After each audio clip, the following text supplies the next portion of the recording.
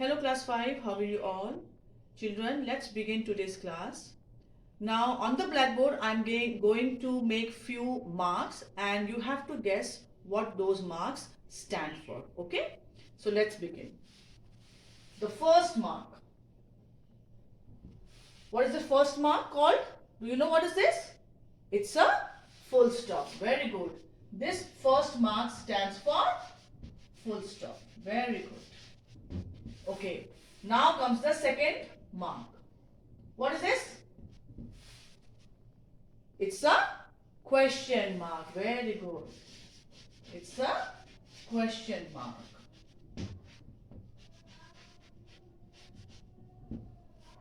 Do you know what is this? Have you seen this? Have you used it? Yes. It's an exclamation mark. It's an exclamation mark. Okay, now tell me, which mark is this? It's a comma. This mark is called a comma. Very nice. Okay, now next one is this one. It's a set of commas. What is it called? It is called a speech mark. What is it called? Speech mark or quotation marks. It's called speech mark or quotation mark. Okay? And the last one is another one which resembles a comma, but it's not a comma. What is it called? It's an apostrophe. It's an apostrophe. Okay? Now all these 1, 2, 3, 4, 5 and 6. So there are 6 marks. Each has its own purpose. There's a reason why these marks are used, and all these marks are called punctuation marks. Okay? Beside these marks, there is one more thing which comes under punctuation, and that is use of capital letters. Use of capital letters. So, capital letters is also a part of punctuation mark. So today we are going to understand when, where these punctuation marks are used, and we'll begin with the first punctuation mark, that is a full stop. Okay, so when do we use a full stop? We use a full stop when we want to end a sentence. Okay, so full stop is used to mark the end of a sentence. When we want to convey that the message is complete and the sentence is has ended, then we put a full stop. For example, I have known him since childhood. So when I put a full stop here, that means my sentence is complete. The sentence ends here. Putting a full stop tells you that the sentence began from here and it has ended here, and then a new sentence will begin. Okay? And a full stop is also used when we are using the abbreviation form. Abbreviation means the short form of a word. For example, if you see the second sentence, JAN dot. So JAN dot stands for the month of January. Okay. Now instead of writing the complete name, the complete spelling of January, I am just writing the first few letters of the spelling, and then I am putting a full stop. So this JAN is an abbreviation which is for the month of January. So whenever we are using the abbreviation of certain words, then also after the abbreviation we have to put a full stop, because this full stop indicates that the word is an abbreviation form of a particular word. Okay? Now I have written few more words in the abbreviation form with the full stop. The first one, MR dot, stands for Mr. MRS full stop stands for Mrs. DR full stop stands for Doctor. PROF full stop stands for professor. M.D. stands for managing director. P.O. stands for, it's the short form, it's the abbreviation form of post office. And VILL full stop, that's a dot, it is the short form of village. Okay, so rather than writing the complete spelling of Mr., Mrs., Doctor, Professor, I have used the abbreviation form of these words, and to show that these are the abbreviations, I have put a full stop at the end of the abbreviations. Okay, so there are many such words which are used in the abbreviation form with a full stop at the end. The second punctuation mark is the question mark. This is the symbol for question mark. Okay, now when do we use a question mark? A question mark is used to mark the end of a question. Okay, remember, you have, before this you have done full stop. Full stop is used to mark the end of a sentence. When you are speaking something, or when you are writing a simple sentence, you put a full stop to tell you this is where I have ended one sentence. Okay, similarly, when you are asking a question to somebody, okay, and you want to tell that my question is complete, now my question is done, so to mark the end of a question, you put a question mark. Okay, let's see the example. So the first sentence is, what are you doing here? Now if you read this question, if you read this sentence, you straight away come to know that you are asking somebody a question, that what are you doing here?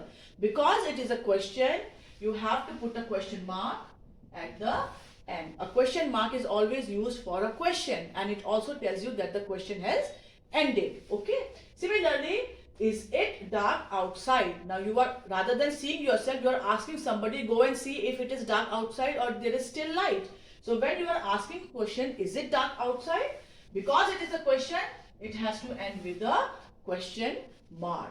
Next, will you help her? Now you are asking somebody, will you help her? So you are asking him a question. So it will also have a question mark at the end. Next is, are you studying? You are asking a person, you are asking that person, are you studying or you are playing? What are you doing? So this is also a question, so it will also end with a question mark. And the last one is, have you eaten your lunch? You are asking somebody if that person has had his lunch. So because it is a question and if the question is complete, it has ended, you put a question mark. Okay, just as a full stop marks the end of a sentence, simple sentence, similarly a question mark marks the end of a question. It tells you that your question is complete, it's finished. So the moment your question is complete, you put a question mark to show that your question ends here. The third kind of punctuation mark is the exclamation mark, and the symbol for exclamation mark is this one, a small line with a dot underneath it. Okay, now when do we use an exclamation mark?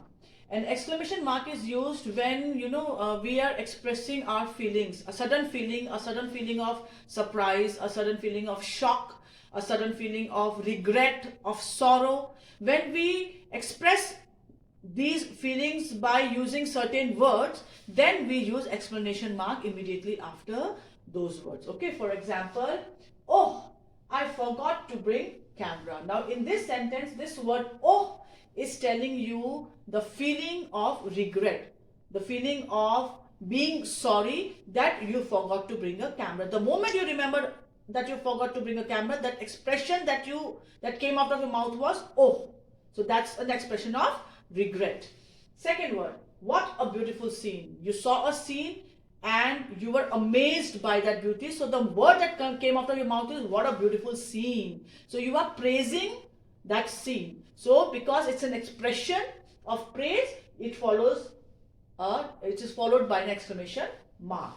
And last one, yay, we won the match. Now here the word yay is telling you that you are very happy. Why? Because you played a match against a team and you won that match.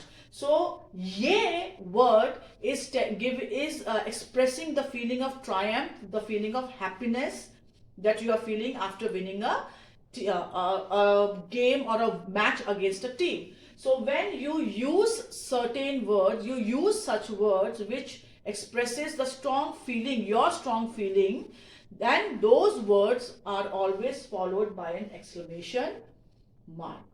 The next punctuation mark which we are going to do is called apostrophe. Okay. Now where do we use an apostrophe? Now this mark is used for two reasons. One, when we want to show the ownership of something, when we want to tell that something belongs to a particular person, then we use an apostrophe. For example, this is Rita's book. Okay, now if you see in Rita's, I have put an apostrophe here. So when you are using an apostrophe and an S, it shows that you are talking about a book, about a doll that belongs to Rita. That means Rita is the owner of the doll. So Rita's doll, here apostrophe Rita's with an apostrophe tells you that she is the owner of the doll. Okay, similarly in the third sentence, return Rohan's book. Okay, when I have used an apostrophe here, that means Rohan is the owner of the book. So you are asking a person that that person has to return the book which belongs to Rohan. Okay, so apostrophe is first used to show the ownership, to show the belonging, to whom something belongs. And the second reason apostrophe is used is contractions. Okay, now what is contractions? When we are not using the full form, the full word, and we are shortening that word, we are contracting that word, then also we use apostrophe. For example, in second sentence, she isn't well. Now here isn't is not, is actually, it stands for is not. But rather than writing complete she is not well, we have written she isn't well. So here apostrophe is used as a contraction. Remember the difference? Apostrophe with an S tells you the ownership. It belongs, the owner of something. Whereas apostrophe here with the second part, with what the word follows, it stands for the contraction. Okay. So apostrophe is used for to show the belonging, to show the ownership, as well as to contract to shorten a word. For example, is not, the short form, the contraction of is not is isn't. The only thing is we are not writing O here. Okay, so she isn't well. So isn't here is the contraction of the word is not. Similarly, in the fourth sentence, I can't swim. That means I cannot swim. Rather than writing cannot, I have used the shorter version of cannot, that is can't. Similarly, in the last one, sorry, this is the E part. Similarly, in the E part, it will rain today. Okay, so here contraction with a double L is telling you that it will rain today. So apostrophe is used first to show the belonging or to show the ownership of something, and second for contractions, that is to shorten up certain words. Okay. The next punctuation mark is a comma, and this is the symbol of comma. And we use comma for various purposes. First, when we want to separate single items of a list, then we use a comma. For example, Meenal bought a toy car, few chocolates, a tiara, and a pencil box. Now Meenal went to a shop and she bought multiple things.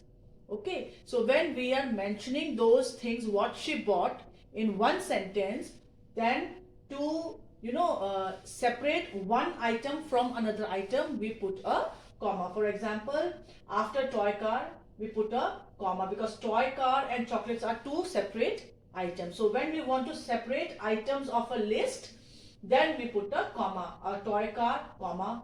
Few chocolates, again another item, then a comma. A tiara, tiara is a small crown, okay, and a pencil box. And after a tiara, I have not put a comma. Why? Because we have used the conjunction word and. Okay, so when we are using, or when we are speaking, or when we are writing about a multiple things in one sentence and we want to separate those things from one another, then we use a comma. Okay, now comma is also used before speech marks. Speech marks like this is a speech mark, this is the beginning and this is the ending. So anything which is written between the opening comma and the ending, opening quotation mark and the ending quotation mark, is what the person has actually said. So speech marks are used when we want to show the exact words of the speaker.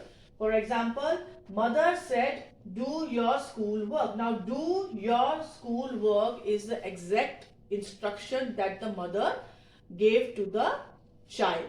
Okay, so these are written within the speech mark. It shows that this is the dialogue which is being said by the mother. So when we are in a sentence, when we are mentioning the speaker, okay, and then we are also showing what the speaker actually said, the exact words, the original words of the speaker within a quotation mark, then before the beginning of the, before using the quotation mark, we put a comma.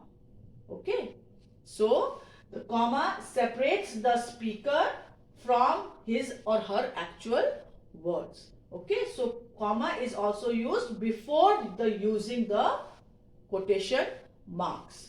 And last one, we also use comma when we are using a question tag in a sentence. Now you will say, ma'am, what is a question tag?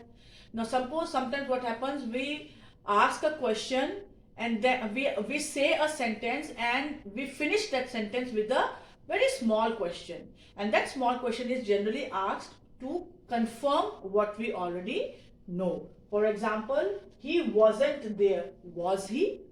Okay, now the fact is that he wasn't there, but we want to confirm that fact. We want to make sure that what we are being spoken about, what we are speaking, is actually what happened. So when you say he wasn't there, that's a fact, and we are confirming it by asking a small question, was he? So this part, was he, is a small question which is asked for confirmation. So before using a question tag, that's the part of a question tag. So before using a question tag, we put a comma. Okay, so a comma is used first to separate items of a list. Second, it is used before a quotation mark or a speech mark. And finally, it is used before using a question tag. And question tag is like was he, or will he, or shall we. Okay, so these small questions are called question tags, which are generally asked to confirm something, to confirm the answer. Okay, next punctuation mark is the speech marks. Okay, now speech marks is, this is the opening one, okay, and this is the closing one. Okay, now speech marks are generally used when we want to show the actual words, the actual dialogues of the speaker. Okay, for example, Kapil said to his friend, Kapil said something to his friend. Now what did he say? You are a brave boy. That is what he actually said to the boy. So you are, when you mention something within the speech mark, that sentence tells you what actually was said by the speaker. Those words are the exact words of the speaker.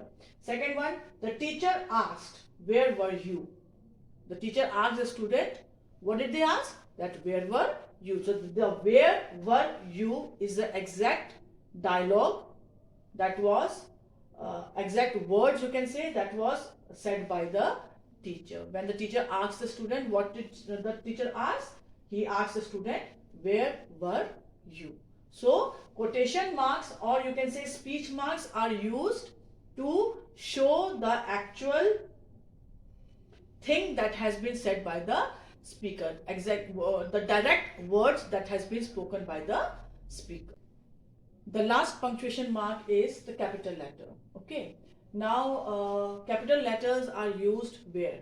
First, whenever you are writing a sentence, the sentence will always begin with the capital letter. For example, they laughed at the joker. The sentence is starting from they. So the first letter of they, that is T, will be written with the capital letter. Okay. Second, capital letter is also used when we are writing a proper noun, when we are writing a special name, a name that belongs to a special person, to one person or one place or one, monument. For example, the teacher looked angrily at Mohit. Now in this sentence, what is the proper noun here? Mohit. That's the name of a boy. Okay. So when we are writing a proper noun, irrespective of whether that proper noun is written at the beginning, in the center or at the end of the sentence, wherever a proper noun is written, it is always written with a capital letter. Okay. And third one, when we are using the initials of a title, then also we use those initials with capital letter. For example, he is planning to go for MBA. Now here MBA stands for Management of Business Administration. Okay. So M is for management, B is for business, and A is for administration. So that's a degree, you can say. So that means he is planning to go for it. That means he is planning to study the Master's Management of Business Administration. So because MBA is the initial of the complete name, so whenever we are using the initials of something, we write those initials with capital letter. Okay. For example, even you say that APJ Abdul Kalam. Now APJ stands is the initials, it's the first letter of the name. Okay. Similarly, we say S Radhakrishnan, like Sarvapalli Radhakrishnan. So S is the initial for Sarvapalli. Okay. So whenever we are using the initials of a word, then also we use that initial in capital. We always write the initials in capital letter. Okay. So we have done the punctuation marks, full stop to end the sentence, to mark the end of the sentence, question mark whenever we are asking question, and exclamation mark when we are using words which expresses our feelings, strong feelings, sudden and strong feelings, apostrophe when we want to show the ownership, or when we are using the contraction form of a word like isn't, won't. Won't is the short form of will not. Okay. Didn't, did not, short form of didn't. Contraction of did not is didn't. So for these contractions also we use apostrophe. Then is comma. Comma is used for multiple reasons. First is to separate items, okay, one item from another. Second, it is used before using a speech mark. And then when we are ending a sentence with a question tag, when we are ending a sentence with a small question, before that small question also comma is used. And then comes the speech marks. Speech marks are used to show the actual words of the speaker. And last is the capital letter, that is when it is used at the beginning of a sentence. It is used when writing a proper noun, and it is also used when using the initials of a word. Okay. So these are the punctuation marks that we have done. And even in your book on page number 88, the different punctuation marks are given. Capital letters not mentioned here, but rest of the marks are given here. Their functions are given, why they are used, with examples. So you need to go through this table, and then you are supposed to do the exercises which are given in your book, and you will do it as instructed in your assignment.